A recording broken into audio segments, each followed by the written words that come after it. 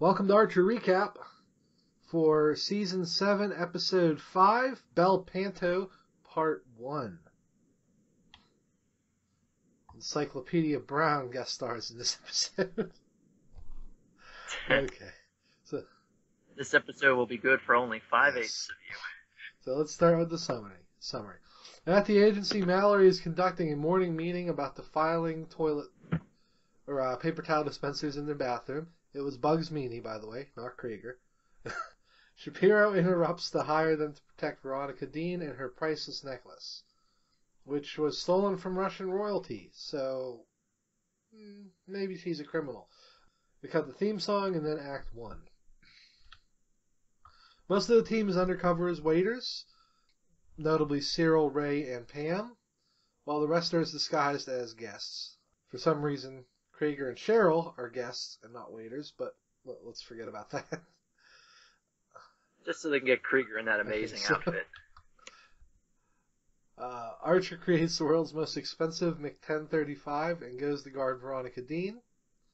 He meets a mysterious woman and begins flirting, much to Lana's chagrin, but before she can interrupt, Ellis Crane, a producer, starts talking to her. Archer sees this and also gets mad and decides to hit on Veronica Dean, who they have lost sight of.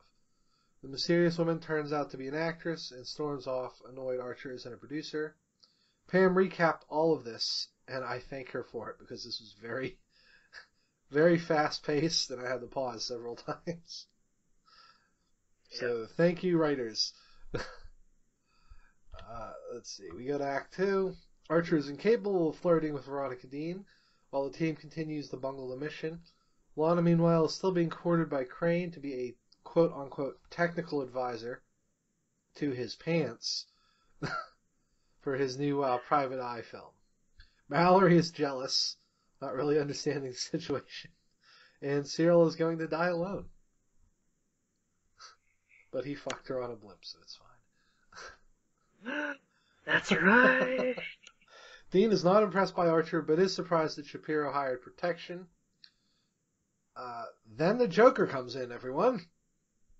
Yes, it becomes the dark. The team is separated in the chaos from the gang breaking in, and Dean shows some hidden passageways in her ex-husband's house. So I'm not sure if she made those or not, but we'll find out. Mr. Romper, the leader, is clearly insane, and nobody that was captured has a weapon. He proceeds to rob the crowd and demand Dean, while Archer and Veronica Dean hide in their safe room. Archer kills one of the robbers and takes his place, much to the horror of Miss Dean. The robbers grow restless as somebody has called the police, and Pam and Cheryl explain all this to Shapiro, letting him know that all the hostages but the core group and the band have been let go. The episode ends with the disguised Archer telling them to be quiet. Kind of a weird cliffhanger. So, yeah, this episode was a little all over the place. It was really fast-paced, too. So many moving parts. A lot of funny jokes, but I mean, this is one where I think I'd have to watch both parts together to get the whole thing, because this really went from A to B to C to D really, really fast. Then we get Mr. Rompers and yeah, it just becomes the Dark Knight all of a sudden. I did not see that coming. I did not either. I think that really, because it lulls you into thinking, oh, this is just John O'Hurley's character and that actress are trying to get the necklace, right? That's what you think. And then this happens. And what the hell? I think that actress is that one that we were talking about the other day. Yeah, I believe that might have been the fake Dean.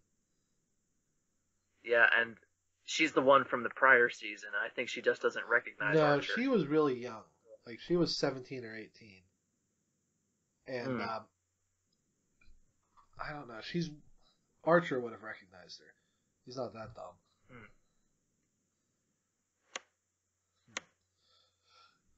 Either way, as soon as she got on her cell phone, I'm like, okay, she's messaging somebody. Probably her agent. I like how she was rude to all the help. Poor Ray. What's up her bleach, asshole? Is any of this necessary? Lana, this is California. None of this is necessary. Well, it is Idleville. I like that they kept trying to avoid saying what happened to the paper towel dispenser. Yeah. I love that. And then, You need a little bladder. then they just come right out and say it, and you know it was Krieger. Yeah. No one noted the Encyclopedia Brown pun, though. So I'm kind of... Brown, get it? But that was funny, Shapiro being forced to hire them because he doesn't have anyone else. Yeah.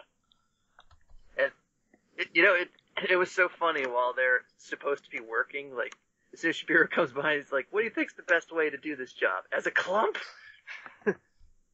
D-clump! He's right.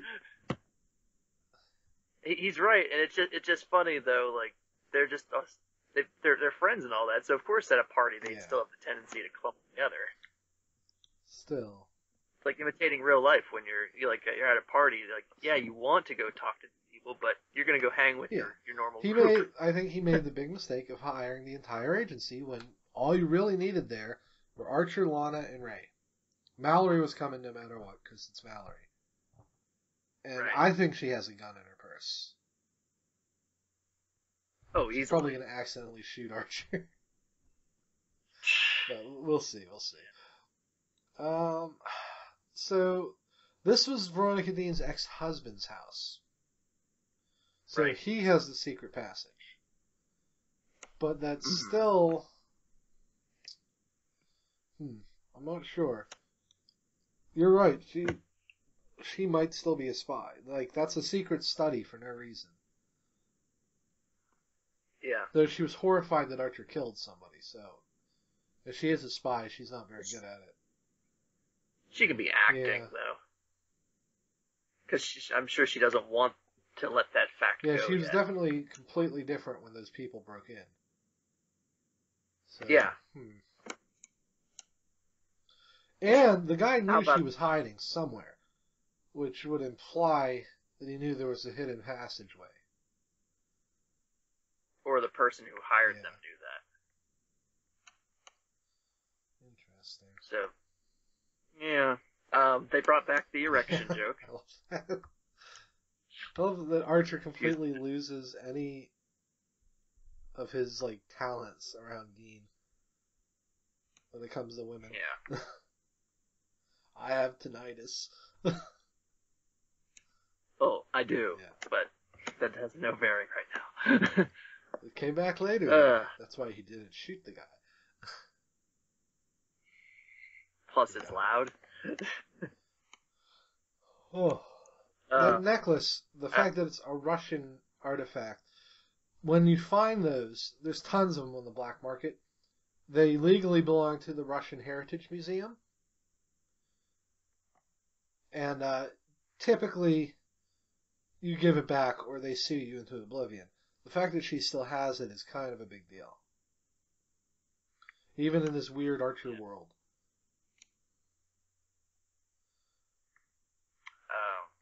If it is spy related, they could easily be hiding something behind one of the gems, too. That's what I was thinking. It might not actually be that necklace, but it seems odd to mimic a high-profile item like that when you're trying to sneak stuff into another country. Yeah. Strange. Mr. Rompers. But he sounds so does. familiar. At first, I'm like, it can't be Barry because he has skin. I think we're gonna see Slater. This is right up his alley. This is the kind of shit he does. Plus, nobody's died yet. And there's a reason he kept the Archer team. Specifically. Like, there's absolutely no reason he would keep that group of hostages exactly like that. Yeah, it's not like there weren't any other waiters and stuff in the background, No, it's were just there? them. Pam literally said they kept the core group and the band. I'm 100% think it's Slater. Mr. Slater? Just Slater. But we're not going to find out till Archer kills every single one of his men. Yeah. One down. The clown names Yeah, are what pretty was funny. the last one was The Pinkberry. Yeah, something weird. I can't remember. It was Oingo Boingo. Rompers. And then Either way, they were pretty funny. I'm surprised none of them have made like a Dark Knight joke though yet. No, not. I'm sure there'll be tons of those next episode. No, they're trying to throw us off with him acting like a rapist, the pink one. But I'm pretty sure that's going to be a mislead. We'll see though. I love when they initially got taken hostage, how just Ray and Lana were just talking. It's like, where am I going to hide it on this? Yeah, that dress is 3 sizes too small. What? I love how he just keeps calling her fat for no reason.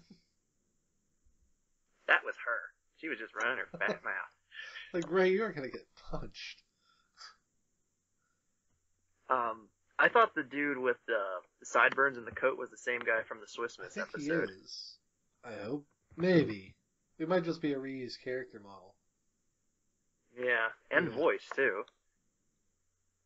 But did he recognize the man who tried to defile his niece? Or ward? I mean, that was 4 or 5 years ago, so who legal knows? now.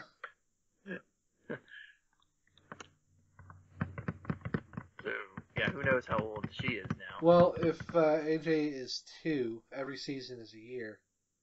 So, she was going on 16. So, Archer will not be a criminal if they meet again. Though he seemed to... He probably wouldn't sleep with her anyway, now that he's a father. Well, yeah. Not that he was going to in the first place, but I think the joke of that episode was pretty funny. Krieger being in that outfit was... Don't dress him up like World War I Germans. No! That's bad for the clone of Adolf Hitler. You can't put lipstick on a pig.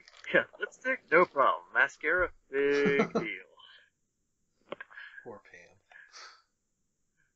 Pam.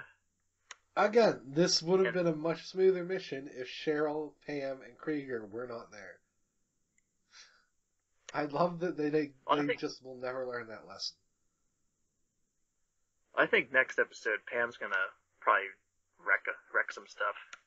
Maybe. Because the teaser for next week is like, I hope I'm not allergic to clown blood or something. I think once they find out it's Archer, they're gonna organize an escape. So the question begs, is this the same event of, finding quote-unquote Archer in the pool at the beginning? No, I don't think so. Oh, wait, it was supposed to be Veronica Dean's house. Yeah, that was at the definitely her house. That's what makes it a big deal. Because this is his house. I'm beginning to think this is all Veronica Dean. She's a puppet master? Shapiro, she doesn't know what Shapiro's doing. And she's trying to organize this. I think she might be broke. She knows she's broke, and that's why she's trying to get insurance money for this necklace and blackmailing herself for Longwater documents. I think we've been thinking about this the wrong way. That was her in the first episode. And she was purposely disguising herself. And would explain how fast the turnover of fake Dean and real Dean showing up in the first one. She set this... I think it would make a lot of sense that she set all this up because Longwater caused her to lose all her money or something. Maybe Longwater is a cash... I mean, you heard them say it, that the premium on the insurance for that necklace is more than what they were being paid by Shapiro. So that's got to be like 8-9 figures for that.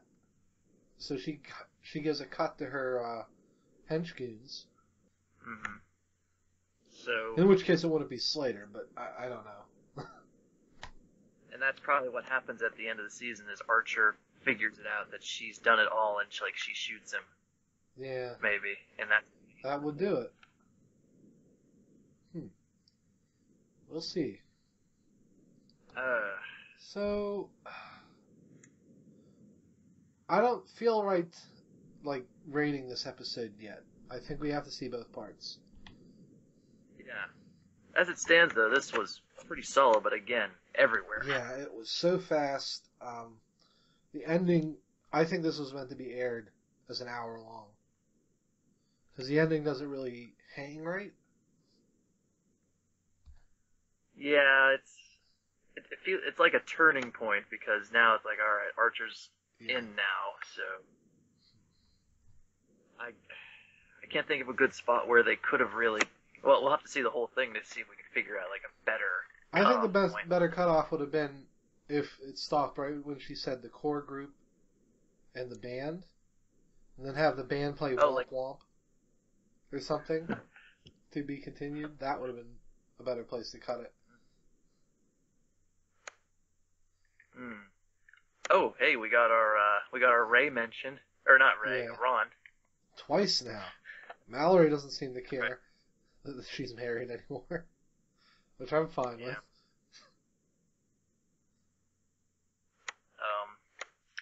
But yeah, it's a good episode. But as you said, let's see the whole thing, and then we can just wrap it up in one little thing. I wonder why they didn't air it as one long episode. They've never done whole hour episodes. But traditionally, the two-parters are finales. So do you think we're going to take a mid-season break? Well, without using Google, probably not. The Heart of Archness was a four-parter. I'm pretty sure Heart of Archness aired as a big, long episode.